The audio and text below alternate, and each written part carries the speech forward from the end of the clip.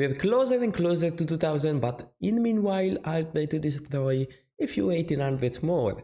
So let's find a game and see what happens.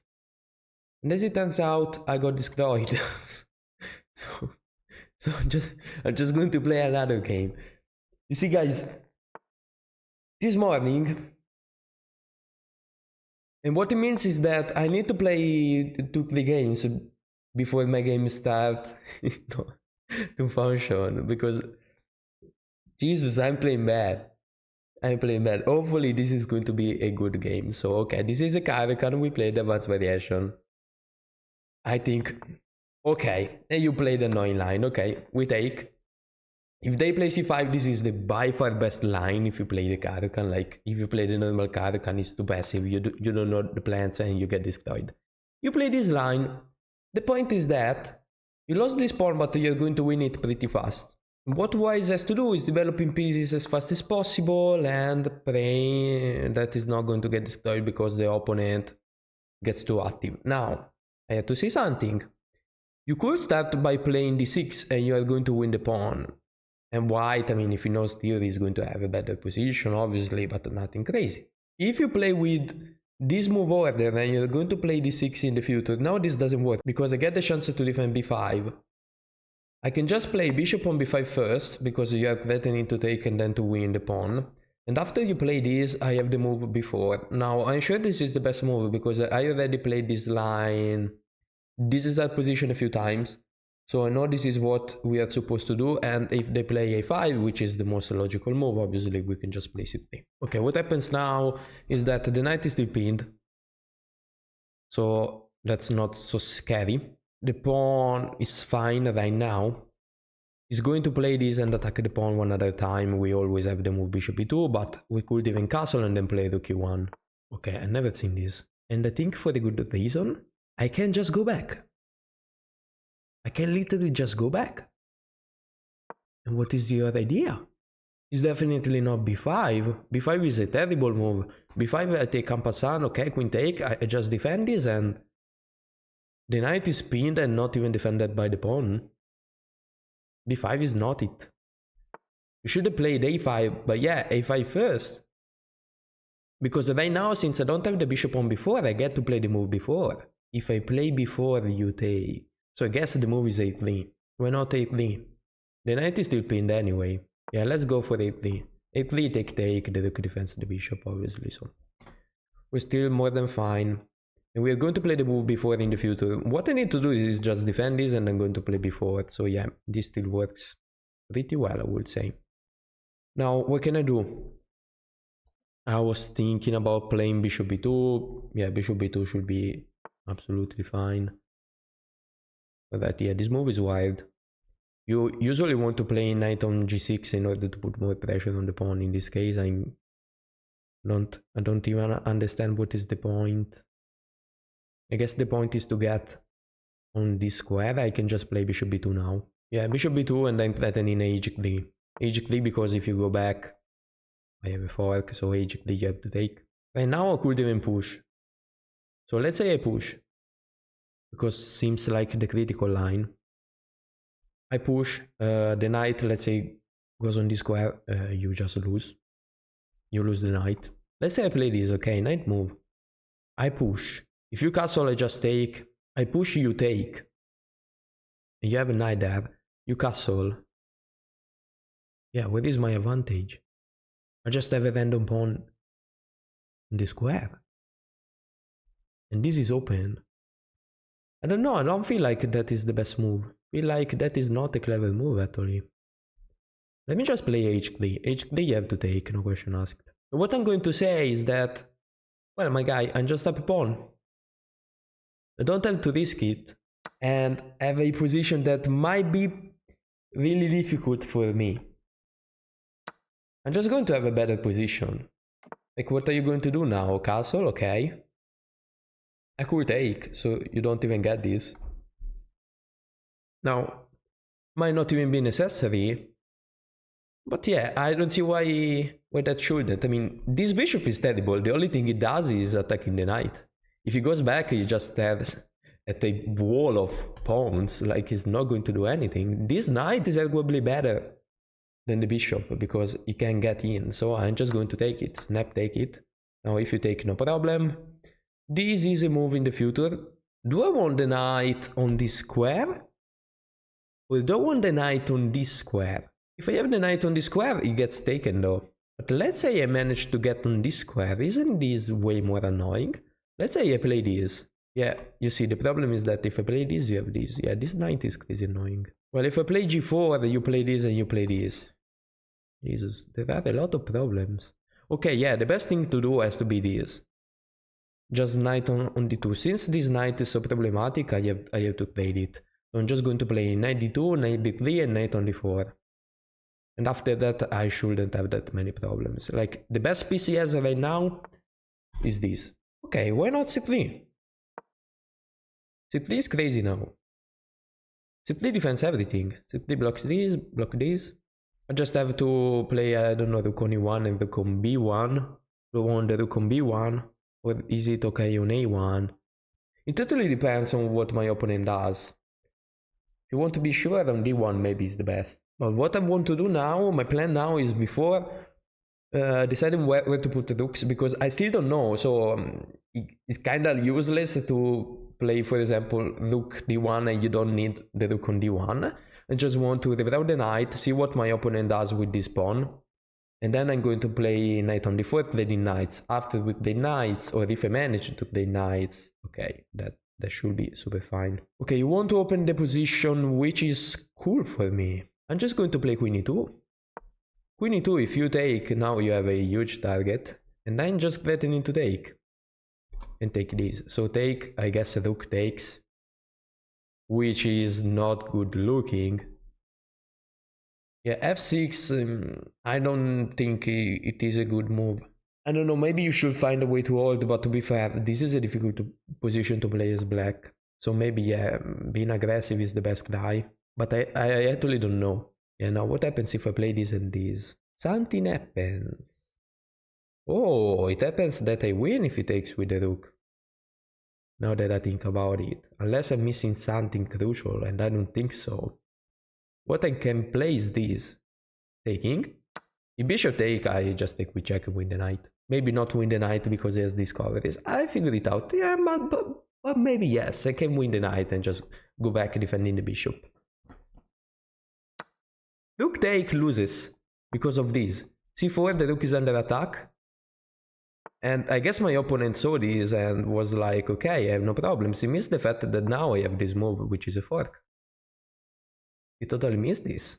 This is a good fork. Not a bad one. Not really a bad one. Now, what can he do now? This looks... Nah, this does absolutely nothing. This just loses a knight. This? I mean, your queen is hanging, dude. Cannot be good. So yeah, let's see moves the queen I take. And then I'm going to play knight on f3. Knight on f3 prevents all the knight movement. And it is game over.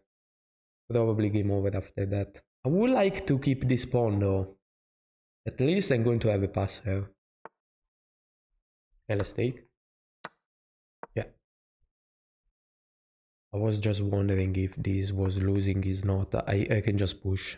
I can literally just push. What if you sacrifice the rook? That loses the rook. You sacrifice the rook, queen take. I move. Queen take, queen block. I don't see follow up. Now I have to be careful. I actually don't know what to play. Okay, I think I got it. Let's play this. Because it's good that I'm not defending the pawn, but now if you want to sacrifice, it's not going to come with check or with the pin. Ah, it's going to come with this shit though. It's going to come with this nonsense. Well, this loses a knight. As far as I can see, this loses a knight. I wasn't even thinking about rook take because in my subconscious I was aware of this fact, you know. The rook was here because it actually had a point. Okay, let's take the knight. This is defended, of course, now he's totally winning. Should be actually easy to win a position like this. But we also have to consider the time, you know. Now we should be aggressive now, obviously, because we are low on time and we want to mate our opponent pretty fast. But we should also be careful because this is not the safest king I have ever seen, but he has a dark square bishop, so shouldn't be that scared.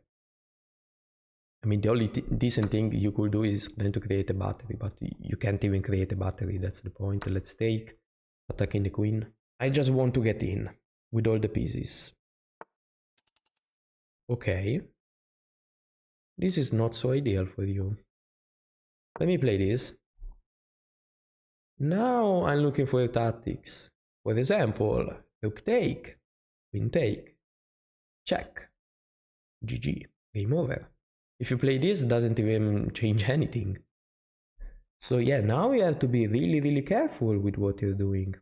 Maybe bishop f6. Yeah, bishop f6, I guess I have to play queen e6. Okay, unless you want to lose on the spot with a move like this. And I tell you something, I'm okay with that. Let's take. Queen take, GG. And now this is game over, obviously, if rook take, okay, whatever. Whatever, I guess I will survive. Yeah, I mean, if your king is on a corner, blocked by his own pawns, you should always be aware of these tactics. Like, every move you play, you should think, wait, am I going to get mated somehow? And the answer is yes. But give me time, it's not that easy maybe. Well, I mean, looks really easy to be fair. Looks really easy to be fair. This is checkmate, you block, you lose the queen, GG. If you play this, we don't have to play this. We can actually play rook b8. Rook b8, queen takes is checkmate. And let's say you take my knight, this is checkmate too. Beautiful stuff. Okay, so let's check the analysis. Alright, this is the accuracy. I could have played better. And let's see what my mistakes were. So, let's see, this is just theory, obviously, nothing crazy about it. This is all theory. Well, now I wasn't sure about what to do, but I mean, castle looked like a really good move. Apparently, knight bd2 is way better. Knight bd2 or bishop d2. Well, I mean, why not castling? Well, because if you castle, you might get an annoying position, I guess. Knight bd2 says is better because let's say you play this, g6 attacking. What can we do now? It says h3. h3, so just bishop take, knight take, we are more than fine, and we are going to play bishop b2 maybe in the future. We could even play bishop b2 now, it's not that scary, and if instead of doing that you play this, I think we could just slide the bishop back. If you play this, there is a3 or c3. Okay. I decided to castle instead, and they play this move, as I said, is not that scary. Maybe a5 was better. I mean, surely a5 was better. This doesn't do too much. You just give me the chance to play this in the future, but not only that, now we can just play a3 and the bishop is on the different square where it can be defended by the rook. So yeah, a3 is pretty much the only move. Now knight bd2 or c3. I just decided to play bishop b2. Now knight bd2 was so good, why? Can't you just get in? Apparently there is just h3. Well, I mean, you can get in, but everything is defended, to be fair. You have to take, and we are going to trade everything, so yeah. That is not a really clever move to play. And instead of playing that, knight g6, as I said, was definitely way better. Now the move is still knight bd2, for the same reason. Knight bd2, wait, let's say you take bishop b2? Yeah, that's interesting. I lost a pawn, so we have the same number of pawns, but this is probably coming, and if you move the bishop, I'm going to take this. So yeah, I'm just going for activity. Looks actually really good. And instead of doing that, I could have played, instead of bishop b2, h3. But I think bishop b2 now is the move you play if you don't want to have any kind of problem. But yeah, to be fair, knight bd2, I probably would like to go for this. Like usually, It's better, instead of having more material, it's better to have, you know, a more aggressive and more active position, so giving your opponent problems, because they're going to mess up pretty fast and get destroyed. So okay, let's say let them play this, bishop b2, knight take, and what is the move now? Bishop e7? Ah, bishop e7. Bishop b7, b5 comes, as I said. I wouldn't take this now, because there is this. We could take that in the future. Knight a7, and now we push. Oh no, b6? We don't play this. Okay, I didn't like this move. So apparently the move is b6, attacking the knight blocks. Bishop take. Oh, and now we have a pass pawn in this way, in this fashion. Okay, like it. Now bishop take, rook attack the bishop, and now bishop d4, defending the pawn. Oh, but this comes though. This is playable, isn't it? No, it is just a dumb move, I guess. Rook e1, I mean, you open everything, is not clever. Okay, yeah, I get it. Really interesting stuff. I didn't know all of this. Okay, fine. I didn't play this. Like, my opponent didn't play that move, to be fair. And now we play h3. h3 I thought was fine. Apparently the move is still knight bd2. I played h3 and just saying, okay, we played everything, where is the problem? I don't think there is a problem, to be fair. I'm just saying I'm up a pawn. Oh, I'm stupid. I just blundered the pawn. I wasn't up a pawn overall. Okay, that's why not in a good spot. But apparently the move queen c3 defends everything. Queen c3 looks ugly. Queen c3 wasn't even thinking about that, but because I haven't seen this. To be fair, okay. Yeah, this move wasn't good because you just gave me a huge weakness. So yeah, queen e2 I think is quite clever. Queen e2 is quite clever, and now this loses because of this combination. Apparently there is another one. No, it is c4. Shut up, stockfish, you. So bad sometimes. So bishop e5, we take, queen take. Rook b1. Rook b1 wasn't necessary at all. Rook b1, we were just wasting time and then to get mated actually. Yeah, g3, as I said. Sacrificing the rook didn't make any sense because you can just do this and I mean, okay, whatever. I win. That's what I saw. So yeah, this works. And now I didn't know what to do. I played king on h1, which practically speaking solves most of my problems because you don't have sacrifice. Unless they sacrifice that, lose a piece. And lose all of the position in general, because now we can just create that. Yeah, I was thinking about this. What happens if you play this? Oh yeah, what am today? I'm so bad today. Jesus. What happens if you play bishop on f6? I will know what happens. I guess I played the rook on e1 for a reason. Oh god. Yeah, what can I say, guys? If there is something to learn, I hope you learned it. Okay? So at least I hope you had fun. So see you soon, guys, with the next video of chess.